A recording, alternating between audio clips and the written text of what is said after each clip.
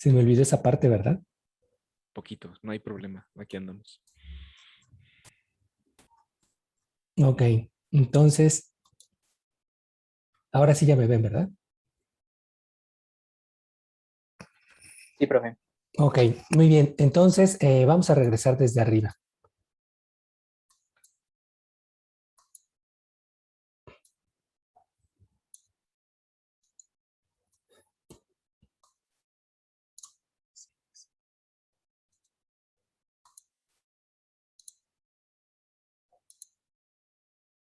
Muy bien, entonces vamos a hacerlo todo desde el principio.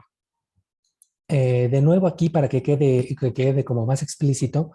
Entonces, lo primero que intentamos hacer fue abrir nuestra matriz utilizando RaxML GUI y dijimos que íbamos a utilizar una matriz, la matriz que habíamos utilizado de primates para hacer el ejemplo de JModel Test.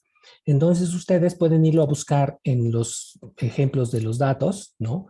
Y buscar ahí primates y les va a decir este mensaje de error, ¿no?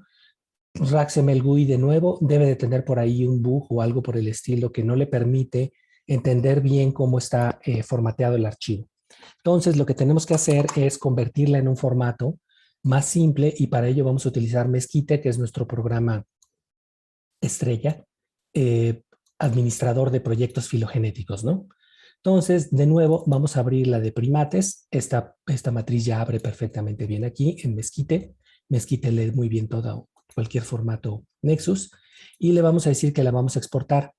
Lo que les había comentado es que yo había intentado exportarla como Nexus simplificado, como otros formatos de Nexus, pero por alguna razón eh, RaxML GUI no le gusta esos formatos y el formato que encontré que sí le gusta es Nexus para Mr. Valles, ¿no? Entonces, para que no se atoren, recuerden, muchas veces el atorarse con algo es para atorarse de los programas, ¿no? Entonces, este es el bloque de instrucciones que debería de asociarse a un archivo que vaya a ser utilizado con Mr. Valles, donde tiene toda la información que seguramente si ustedes ya vieron los videos, debería de estar por ahí disponible, ¿no? Entonces, debería de tener más o menos sentido para ustedes, ¿no?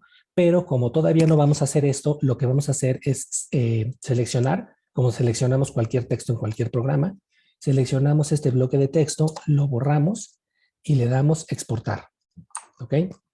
Entonces, nos vamos acá a resultados. Le voy a decir que que le ponga este nombre, a lo mejor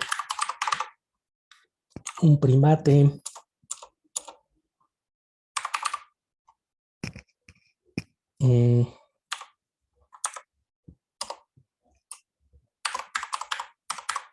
un primate simplón, .txt. No voy a utilizar ningún acento porque no quiero que nada de esto me haga chiras pelas, ¿no? Entonces, ahora bien, ya tengo mi matriz del primate simplón. La abro si me da curiosidad de abrirla.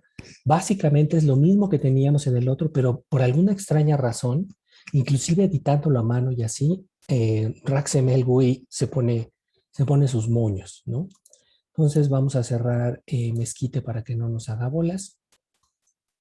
No lo queremos guardar. Y vamos a abrir RaxML GUI de nuevo. Vamos a decirle que queremos cargar ese alineamiento. Ahora bien, aquí también esto que les sirva de recuerdo para pensar o para que les sirva como recordatorio de que RaxML GUI genera, RaxML en general y RaxML GUI como parte de la serie, genera una serie de archivos intermedios, los cuales es muchísimo más fácil mantener los contenidos en un folder. Por lo tanto, recomiendo que para cada análisis que hagan, generen un folder y ahí pongan sus resultados, ¿no? Entonces, como en este caso yo hice un folder en el escritorio que le puse resulta y ahí ya abrí mi archivo, ¿no? Entonces, ahora bien, esto ya es bastante familiar entre ustedes, ¿no? Aquí, si nosotros hiciéramos un análisis para buscar el mejor árbol, ¿no? De entre todo el universo de árboles posible, ¿no? De nuevo, el Tlahuizcalpan lleno de canicas, las canicas amarillas, la canica roja y nosotros siendo daltónicos, ¿no? Entonces, haríamos una serie de búsquedas heurísticas, etcétera, etcétera, ¿no? Pero aquí en el primer bloque del análisis, ¿qué es la opción que nos propone? ¿Qué es lo que nos pide que hagamos? ¿Qué es lo que tendríamos que hacer antes de empezar a buscar?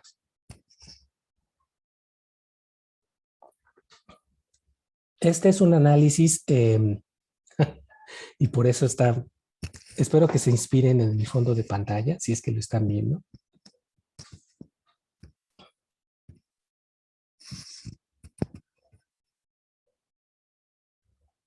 ¿Qué es lo primero que tendríamos que hacer en un análisis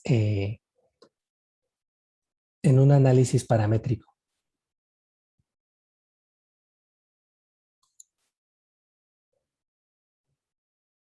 A ver, déjenme pongo así. ¿Nada? Ok. Entonces, supuestamente lo que nosotros tendríamos que hacer sería a buscar nuestro modelo, ¿no? De entre los modelos de sustitución de nucleótidos, acuérdense, la filogenia paramétrica es un modelo tototote.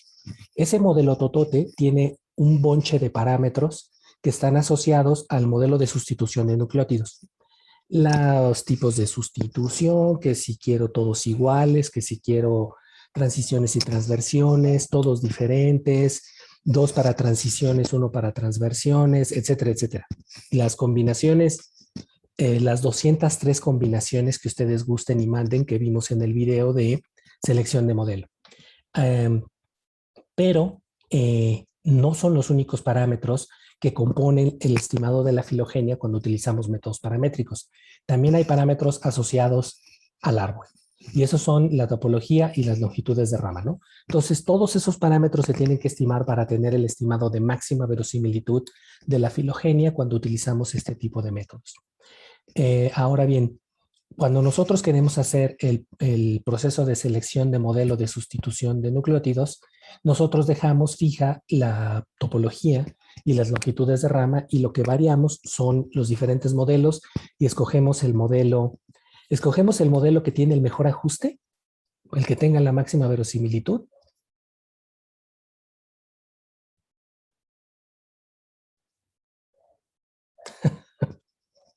Muy bien. Ok, entonces no escogemos el modelo de mejor ajuste porque entonces inmediatamente nos iríamos al modelo más complicado. Lo que queremos hacer es encontrar ese punto medio entre la complejidad del modelo y la cantidad de error asociado, ¿no? Por eso hacemos el proceso de selección de modelo y se acordarán de Akaike y del viejito con el moñito y toda la cosa, ¿no?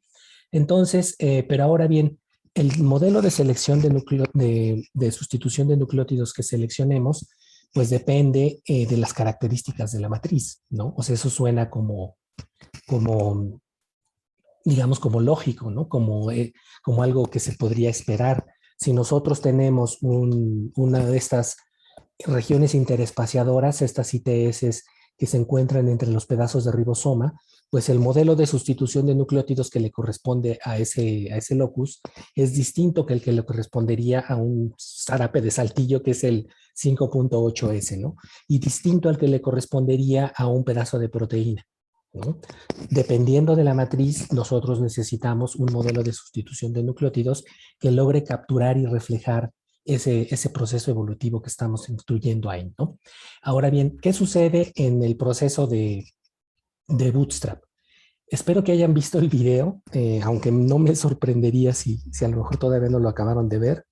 Eh, que lo que sucede en una prueba de Bootstrap es que más allá de todas las interpretaciones que pueden ustedes profundizar en el video, se generan una serie de matrices a partir de un proceso de remuestreo con reemplazo.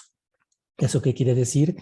Que las matrices, como habíamos visto, o bueno, como espero que puedan volver a ver más adelante en el video, el proceso de generar la matriz consiste en que a partir de la matriz original se genera una nueva matriz que tenga las mismas dimensiones, esto es, el mismo número de especies y el mismo número de columnas, utilizando las columnas o los caracteres de la matriz original.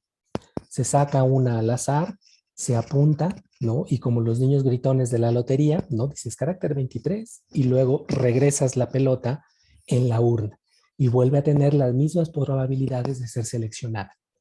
Como habíamos visto en el video, existe la posibilidad de que toda la matriz sea la matriz eh, puro carácter 23. Sí, existe esa posibilidad, pero es casi despreciable.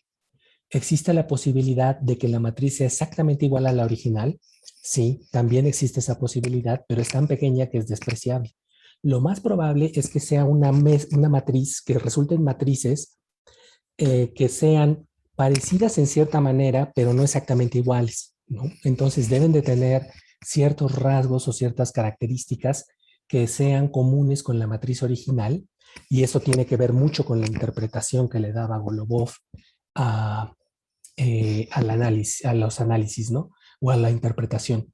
¿Cómo ves, Baruch? A ver, coméntanos. Yo ahí tenía duda. ¿En eso es entonces en lo que se basa la parte de precisión?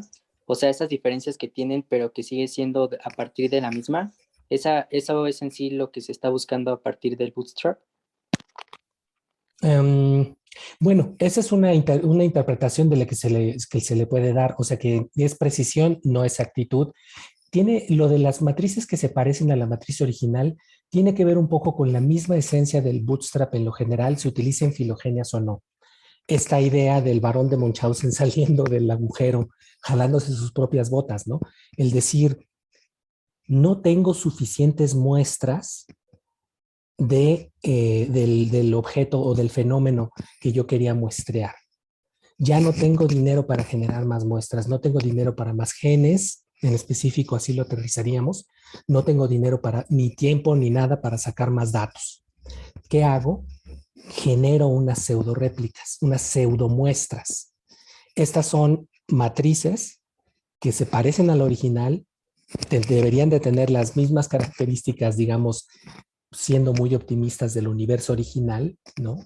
Y a partir de ahí, estas pseudo réplicas o estas pseudo muestras podrían complementar mi muestra original, ¿no? Y hago los análisis que tenga que hacer con esas muestras, ¿no? Cualquier tipo de análisis que yo quisiera hacer, ¿no? Estadístico o en este caso filogenético, ¿no? Ahora bien, ese es el mecanismo. ¿Qué demonios significa? O sea, ¿cómo debo de interpretar el resultado? ¿No? Entonces, esta era la discusión, ¿no? Entonces, Felsenstein que decía, no, lo que pasa es que es como si yo tomara muchas muestras del universo de caracteres y entonces como voy a tener un número infinito de caracteres o más cercano a infinito, seguramente mi resultado va a ser más exacto, ¿no? Me voy a acercar a la filogenia verdadera porque estoy tomando tengo caracteres infinitos del universo de caracteres, ¿no? Eh, y ahí es donde Hillis le decía, no, pues lo que pasa es que lo que podrías obtener no es exactitud, sino precisión. O sea, y lo vimos con los arqueros ahora en la prueba de las Olimpiadas, ¿no? Le pueden pegar, pueden ser súper exactos pegándole siempre al 20, pero súper imprecisos porque jamás le dan al 100. Entonces, el Hillis lo que le corrigió la plana le dijo, te puede dar esa actitud de que hiciste un buen estimado en un principio, o sea, de que la filogenia que obtuviste a partir de tus caracteres originales estuvo bien inferida, estuvo bien estimada a partir de esos caracteres. Ahora bien, ¿esos caracteres tienen la verdad, tienen la exactitud?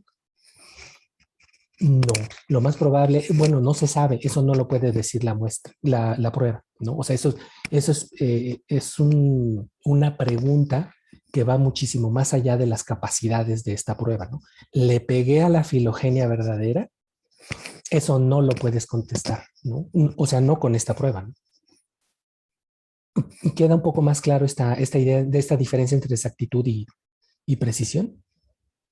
Sí, sí, es que justo como le daban diferentes interpretaciones, pues yo decía como, pues a lo mejor es que sí, es como lo carga toda la base de datos y a lo mejor sí te acerca a esa exactitud, pero pues no, básicamente como siguen siendo los mismos caracteres, pues puede Uh ser -huh. preciso, pero no exacto, porque nunca te va a decir en sí estás bien, sino más bien ahí tú debes de decir, pues creo que yo estuve bien al recopilar cierta base de datos, ¿no? A eso se refiere.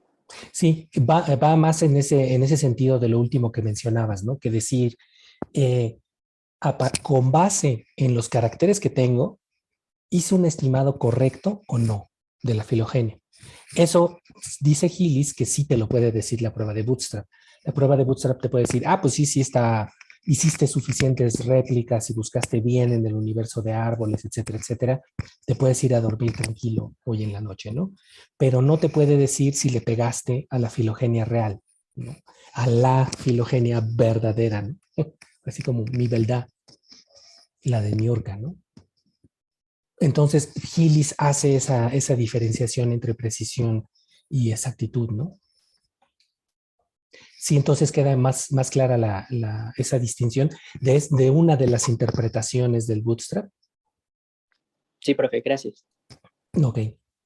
Entonces, ahora bien, considerando esto, que la matriz no es la matriz original, ¿no? Sino son matrices relativamente parecidas y de que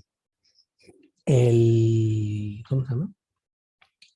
De que la matriz no es la original y de que el modelo de selección de nucleótidos varía o se modificaría según las características de la matriz. ¿Qué tanto sentido tendría que yo hiciera una selección de modelo con base en la matriz original y luego se lo aplicara al resto de las matrices que no son la matriz original?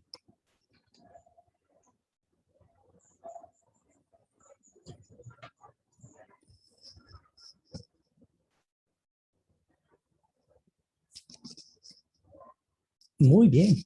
¿Puede repetir la pregunta, profe? Es que se me trabó.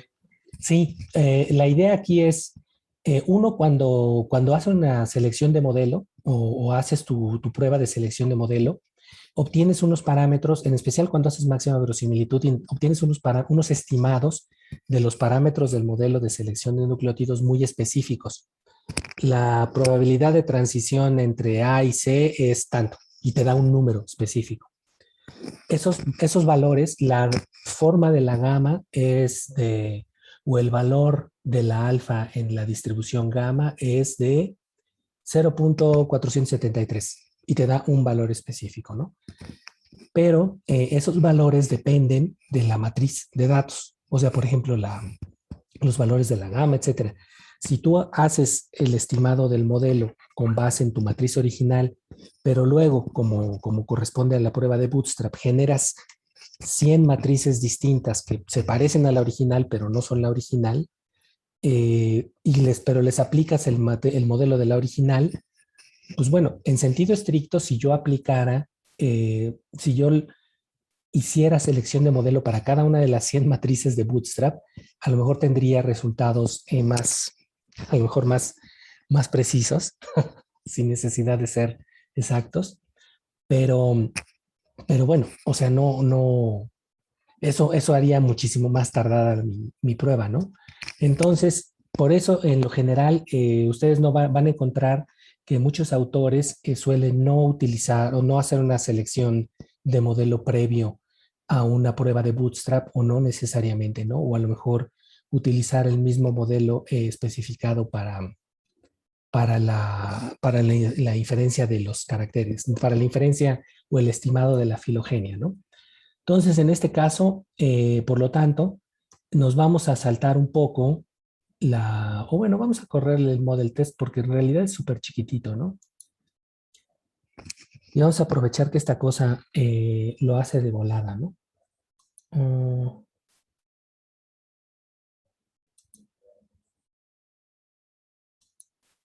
Mm, de sitios invariantes, la heterogeneidad y ahí le damos que le busque, ¿no? Entonces, si ustedes se fijan, RaxML ya, bueno, aquí RaxML ya acabó de hacer la prueba de selección de modelo y aquí en esta parte, en este panel del RaxML GUI, te pone todo lo que va a utilizar o sea, la línea de comandos que le va a tirar al análisis para que corra, ¿no? Entonces va a llamar al RaxML de nueva generación, el alineamiento está aquí, el modelo es este, ya se especificó el modelo, ¿no? Los resultados van a salir por acá y ahorita el tipo de prueba que está seleccionada es uno de estos bootstrap de transferencia. Estos bootstrap de transferencia que hace RacksML se supone que tienen que ver cuando estás haciendo un análisis con un montón de taxones. Un montón de taxones pueden ser a lo mejor 400, 500 terminales. Entonces el arbolote es muy grandototote. En vez de hacer todos los análisis en todas las réplicas, lo que hace es algo así como tratar de estimar o tratar de predecir cuáles grupos van a estar en común entre diferentes, en las grandes ramas del árbol y utilizar ese como un predictor, ¿no? Pero eso no es algo que nosotros vamos a utilizar ahorita, ¿no? Y a lo mejor no es algo para ver en este curso, por lo tanto, vamos a utilizar un bootstrap sencillito, ¿no? Entonces, vamos a hacer eh, unas 10 corridas con las 100 réplicas por cada una.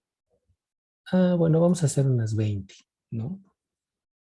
Y mm, y ya tenemos aquí configurado el análisis.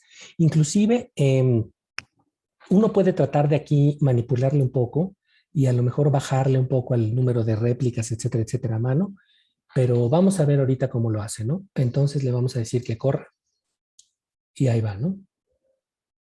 Entonces ahí va trabajando. Entonces, ahora bien, otra de las características que tiene el Bootstrap es, y por ejemplo, si nosotros, o a ver, mmm, ¿cuál era la interpretación? ¿A quién recuerda la interpretación que le daba Pablo Golubov a los resultados de la frecuencia de Bootstrap?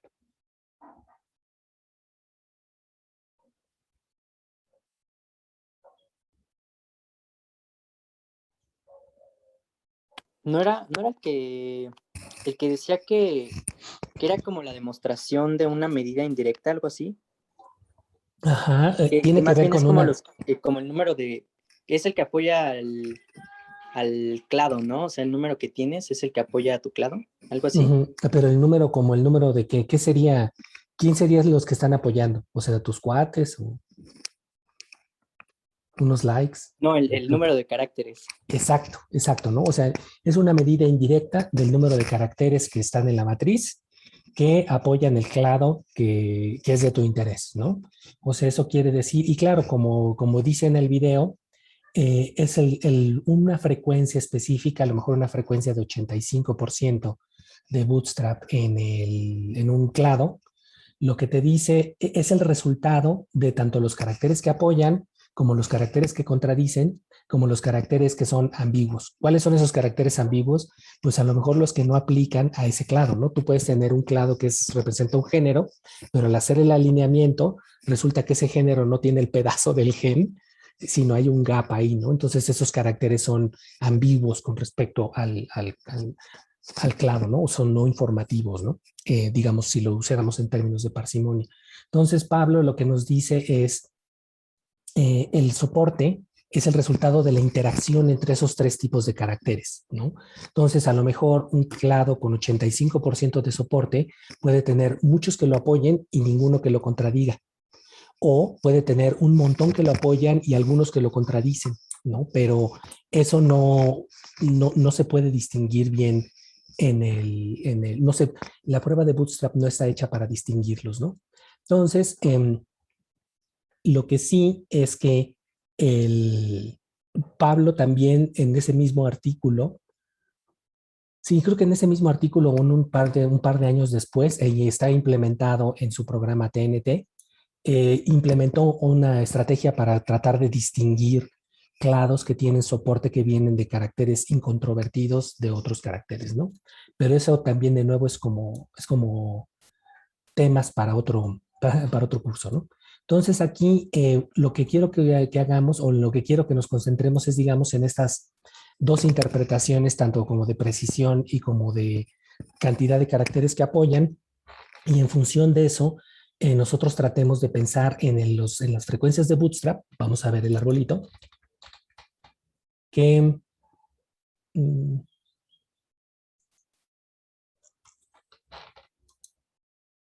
acá está. Ah, me lo puso en el de los ejemplos. Ok, entonces debe de ser, tenemos un árbol, mejor modelo, mejor árbol. Estos son de Bootstrap, pero estos son 31 kilobytes, entonces a lo mejor son muchos arbolitos. El log, que es la bitácora. ML trees, esos deben de ser árboles de máxima verosimilitud. Y luego aquí support. Este support es el arbolito que nos interesa. Vamos a abrir Figtree.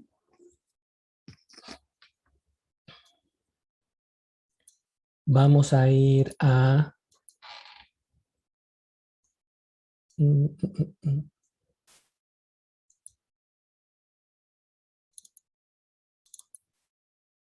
Y vamos a buscar este support. Cuando lo abrimos, nos pone esta etiqueta que dice, oye, tus ramas tienen una etiqueta rara que no tiene nombre. ¿Qué nombre le quieres poner? Le pueden dejar ese que se llama etiqueta y ese es el nombre de la etiqueta, o le pueden poner, ahí está, y le dan ya, ¿no? Entonces aquí aparece de nuevo el arbolito sin enraizar. Este debe de ser, se supone, si es el consenso de las frecuencias, ¿no? Entonces, vamos a subirle el tamaño, ahí está. Vamos a...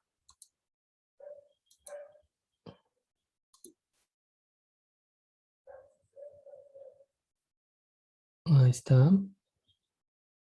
Y ahora vamos a buscar los nombres asociados a los nodos, ¿no? Y aquí vamos a encontrar la etiqueta de Bootstrap y le vamos a pedir que la haga un poco más grande. Y ahí está, ¿no? Bueno, aquí los datos apuntan con mucha certidumbre hacia ciertas relaciones, ¿no? Entonces, de nuevo, ¿cómo podemos interpretar estos nombres, estos números, ¿no? Entonces, la interpretación más segura es la de Pablo Golubov de estos representan la cantidad o la mezcla de entre caracteres que apoyan y no apoyan en tu matriz, que apoyan a, por ejemplo, nuestra relación con PAN, ¿no? Que es del 90%. O el grupo que nos incluye a PAN y Gorila, que es del 100%. O sea, hay un montón de caracteres que apoyan estas relaciones, ¿no? Ahora bien, el que haya un montón de caracteres que apoyen nuestra matriz, que apoyen esta relación, no necesariamente quiere decir que hayan esos... A ver, permítame un segundito.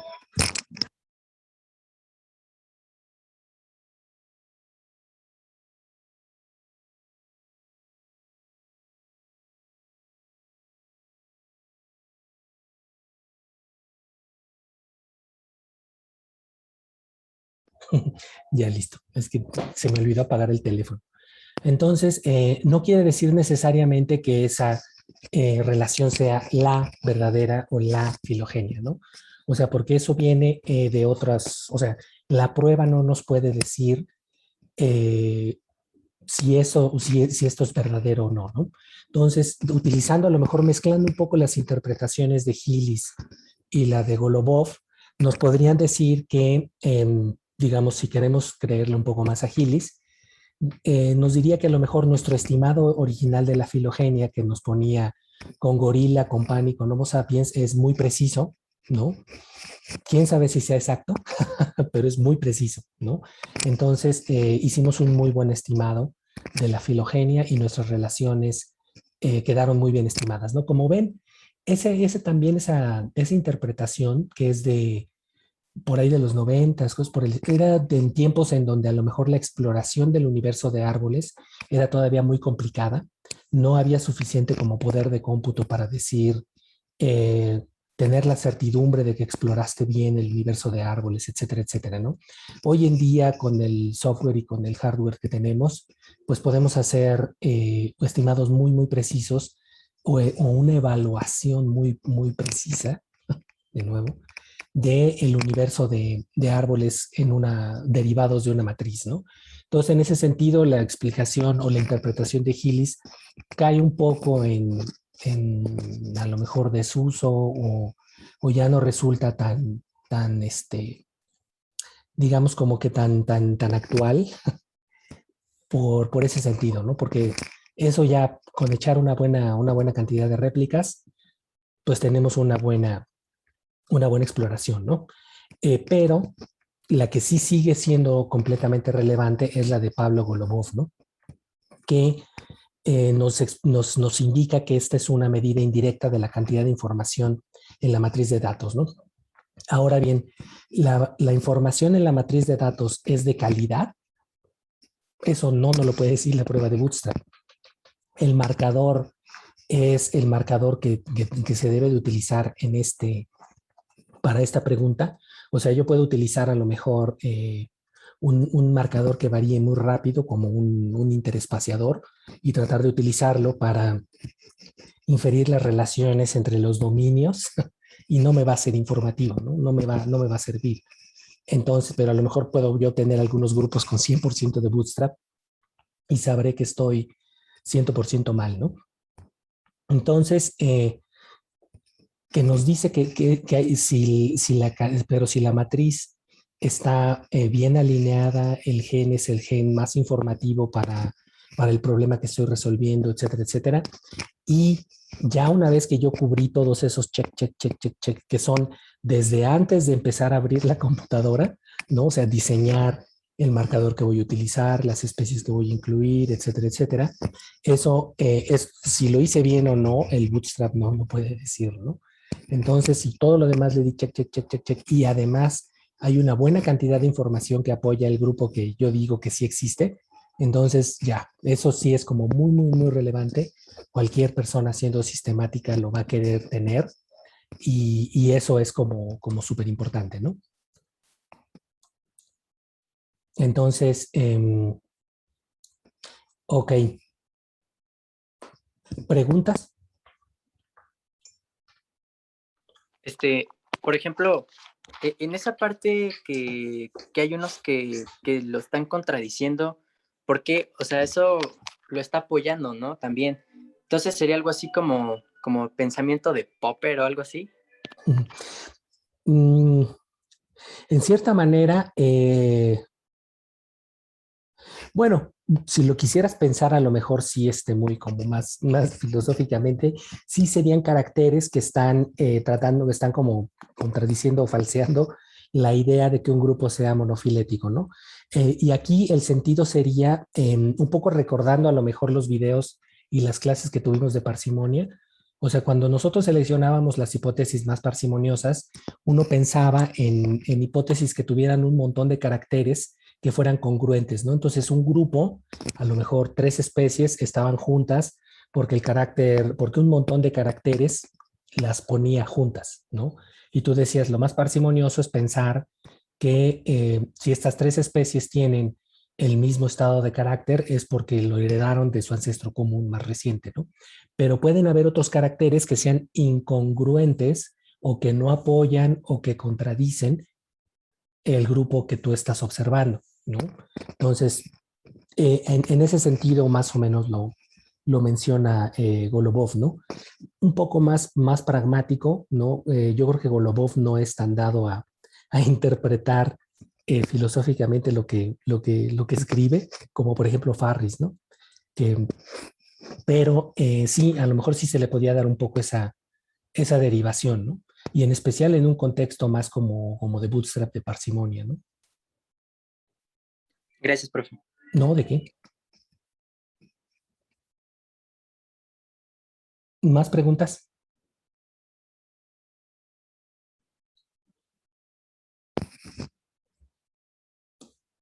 No, ok, muy bien. Entonces, son las 12:06. Voy a pararle aquí o sea, como les había comentado,